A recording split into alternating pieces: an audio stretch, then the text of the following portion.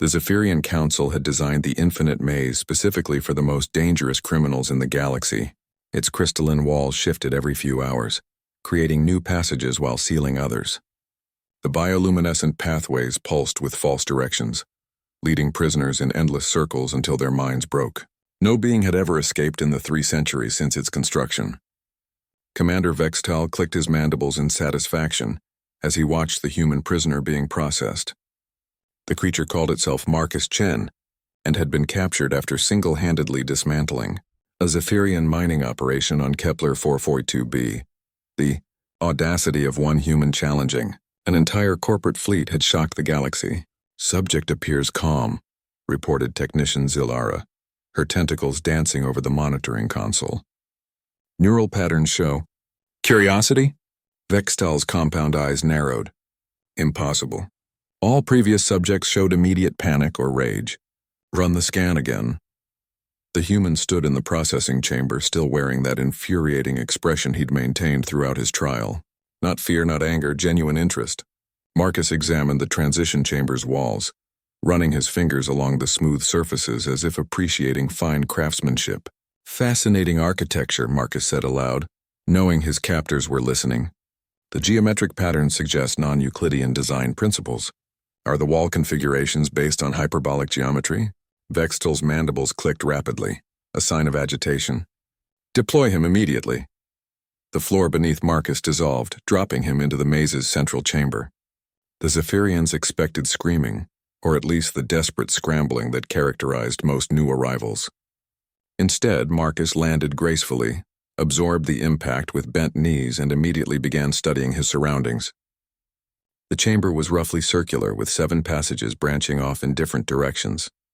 The walls gleamed with an inner light that seemed to pulse with hypnotic rhythm, a psychological warfare technique that had driven countless prisoners to madness. Marcus pulled out what appeared to be a standard data pad, though the Zephyrians had confiscated all his equipment. Vextal leaned forward, studying the human's actions through the monitoring feed. How did he conceal that device? Zilara's voice carried concern. It's not a device, Vextal realized with growing unease. He's using his shirt. Marcus had torn a strip from his uniform and was using charcoal from his boots to create markings. He'd fashioned a crude but functional mapping system, treating each wall intersection like a node in a network graph. As he moved through the passages, he left nearly invisible markings, scratches that looked like natural wear to the automated systems, but formed a deliberate pattern. 3 hours into his imprisonment, Marcus had mapped roughly 12% of his immediate area. More disturbing to his observers, he was humming. The melody appears to be mathematical in nature, reported the Council's xenopsychologist, Dr. Quintal. He's using rhythm to measure distances and timing to track the wall shifts. Vextal watched in horror as Marcus treated their ultimate punishment like an intellectual puzzle. The human had discovered that the wall shifts followed a pattern, not random as designed, but based on a complex algorithm that accounted for prisoner movement and psychological state. He's reverse engineering our maze generation software, Zilara whispered. By the end of the first day, Marcus had established a base camp in a chamber that remained stable during shift cycles. He'd woven grass fibers from the prison's minimal ecosystem into rope, created tools from debris, and established a water collection system using condensation from the walls. This is impossible, Vextal growled. The maze is designed to prevent any form of permanent settlement. Marcus had somehow identified the underlying logic that governed the labyrinth's changes.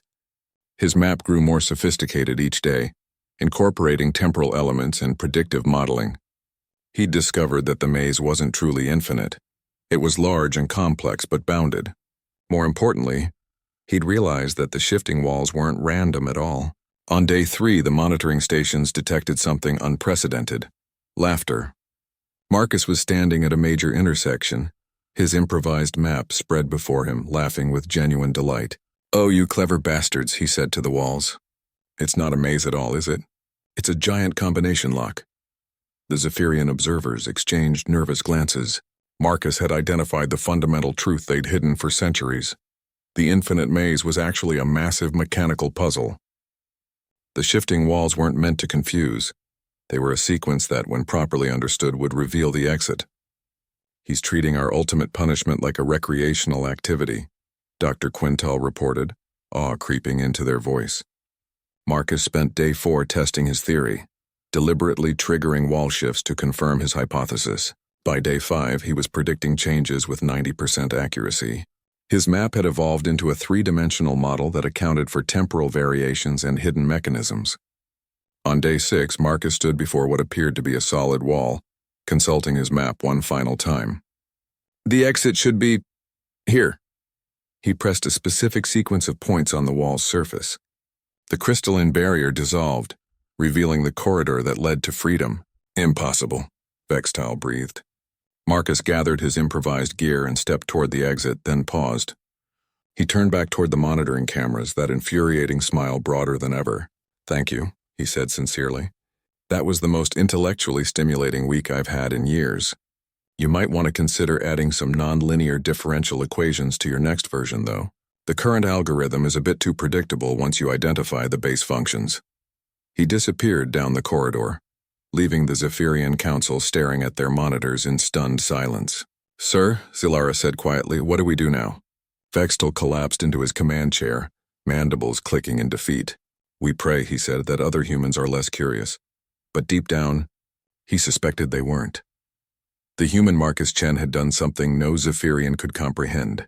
He'd looked at their ultimate punishment and seen an invitation to play. And he'd won.